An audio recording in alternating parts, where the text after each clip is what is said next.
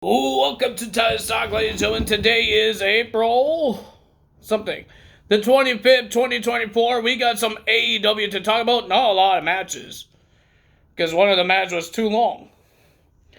But we did hear from Jack Perry, ladies and gentlemen. Not a lot about the EVPs. But we heard that they have a live meeting between Jack Perry and Tony Khan. I will tell you guys more about that when we get there. So, ladies and gentlemen, they announced that Kenny Omega makes his return next week. I don't know if he's going to be wrestling, or he's just going to say some words, or he's going to talk about the Young Bucks, Okada, and now Jack Perry. Because it looks like Jack Perry is part of the team now. Because he walked with them, and the security guards try to stop him beginning of the show. They're trying to stop him, but the EVP says he's with us, so you can't really toss him out. Because they're generally the boss. So we got some of the segments here. We got the Chris Jericho learning tree. Chris Jericho is talking about what he did to Hook, and he won the FTW championship. He's going to change the name of the FTW. It's still going to be FTW, but the meaning. For the world, I think he said. Because he's trying to be a good guy, and he said he did it for the world. They did it and all that stuff, but he's not doing it. And he told Hook that he still needs to learn more, because he needs to get rid of the dead weight Taz and Shabatita, whatever his name is. We heard that he issued a challenge to Chris Jericho in FTW Championship match, FTW Rules, next week. So that's happening there, and Chris Jericho was talking, and then here comes Big Bill. I didn't understand this. Big Bill came out, and it looks like he wants to be part of the learning tree. And he says, you just watch me, and you will see that, isn't he supposed to learn from Chris Jericho? Why is he watching from you? It sounds like Chris Jericho is learning from him. That doesn't make any sense. You're supposed to watch Chris Jericho, not Chris Jericho watch you. So that's interesting as well. Big Bill wants to be part of the learning tree. I don't know, this is supposed to be a faction coming up between Chris Jericho and some guys that's jobbers right now. Big Bill doesn't have a match on Dynamite, and he doesn't have a match on Collision, because they talk about all the matches, and on Rampage. It looks like there's going to be Collision and Rampage are going to be on the same show, same day. There's going to be a 3-hour show because of NBA playoffs. So that's going to happen there. First match of the evening. Well, first, Chuck Taylor has to find out who's his best friend. Orange Cassidy tried to come out. His music hit, and he didn't show up for a couple of minutes or a couple of seconds until he got thrown out of the backstage into the ramp. And Trent Barretta was there. He's the one that threw Orange Cassidy through the tunnel and starts beating him up. And then he calls out Chuck Taylor. Chuck Taylor didn't have a theme song. He just walked in, and Trent Barretta is talking about that Orange Cassidy's not your best friend. I am. I love you, and all that stuff. He says, give the people what they want and join Trent Barretta. Chuck Taylor says he already knows that Trent Barretta is a scumbag, and he attacked him.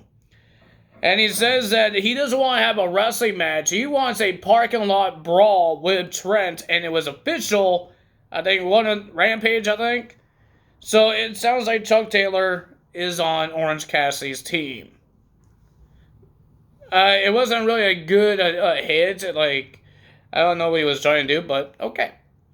Next, we got Mina versus Anna Jay, the girl that came out to attack Anna Jay while Mariah May was getting choked out by Anna Jay. And she had a celebration kiss with Mariah. And Mariah was in her corner. It was an okay match. No, first we got Swerve Strickland versus Kyle Fletcher. Two champions, champion versus champion. It was a pretty decent match for both of these guys, but the winner of that match was Swerve Strickland. He's the first AEW World Champion. His first match as the AEW World Champion. I don't think anyone came out on his celebration. No, I don't think so. Then we got Mina versus Anna Jay, like I said. And the winner of that match was Mina, the Stardom girl. And then they had a celebration. Mariah May and Mina got a celebration.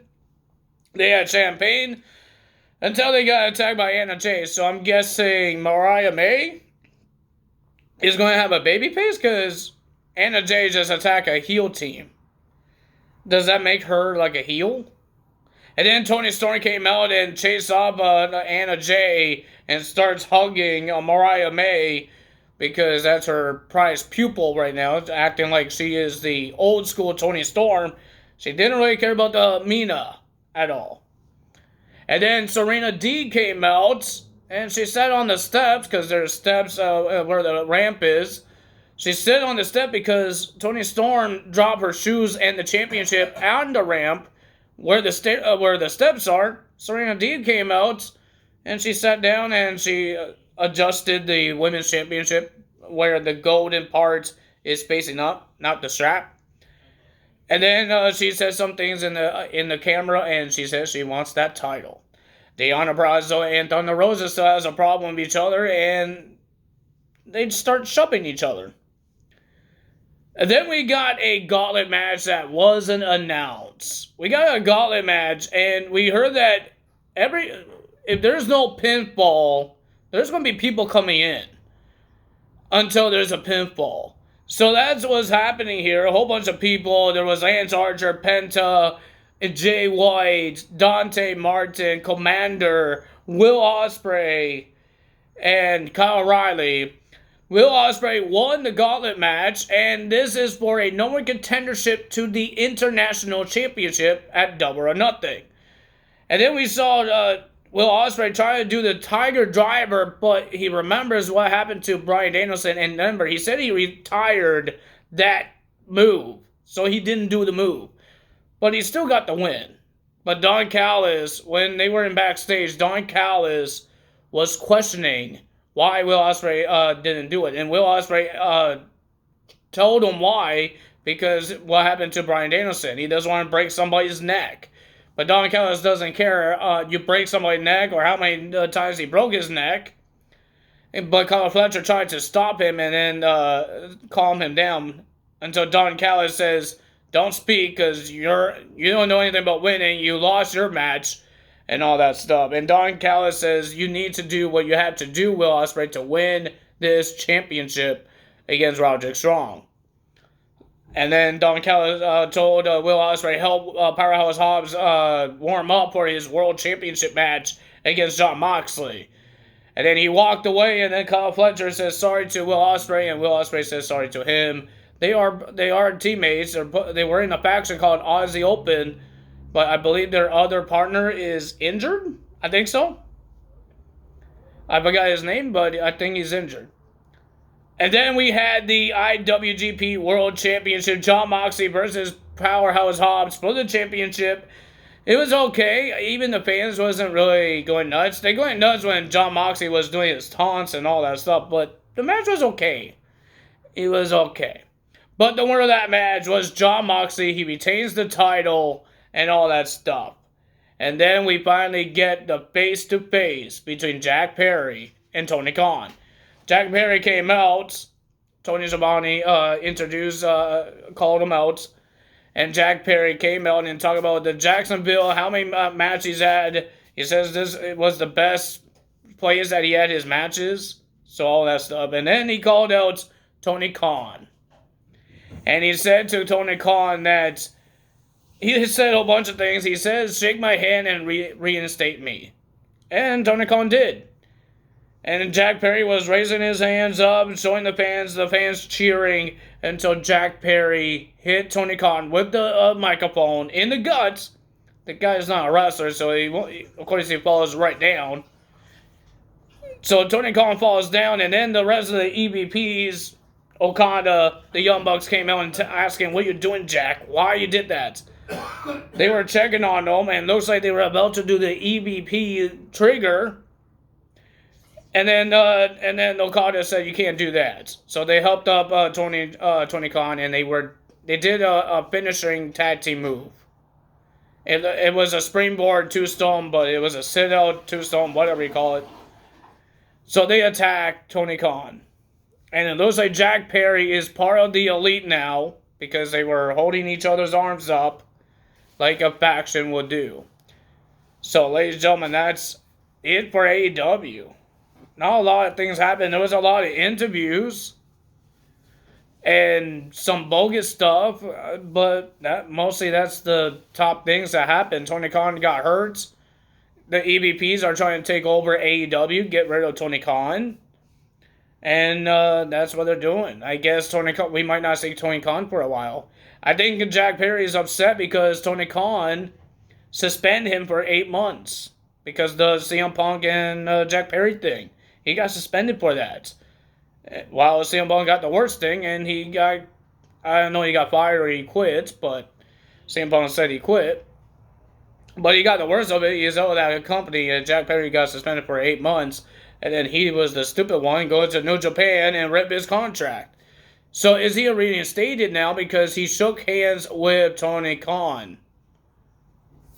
Because that was the deal. You shake his hand and he's reinstated. So, I don't know. I guess he's reinstated now.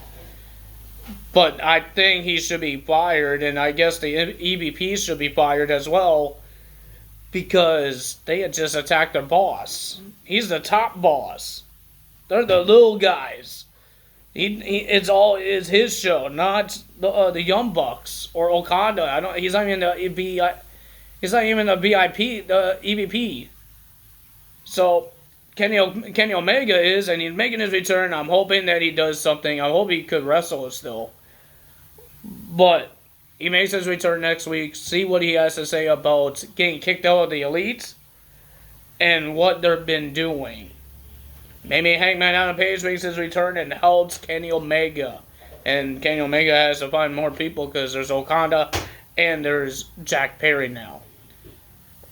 So I think it feels like AEW is doing the same thing with the Elite War. Just like WWE is doing with the Bloodline War.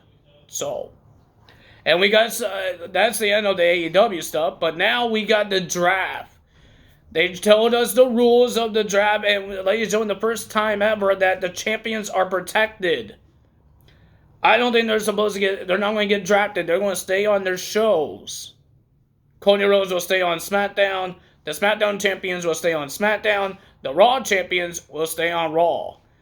But does that mean NXT as well? That means Trick Williams and Roxanne. She's supposed to be part of it.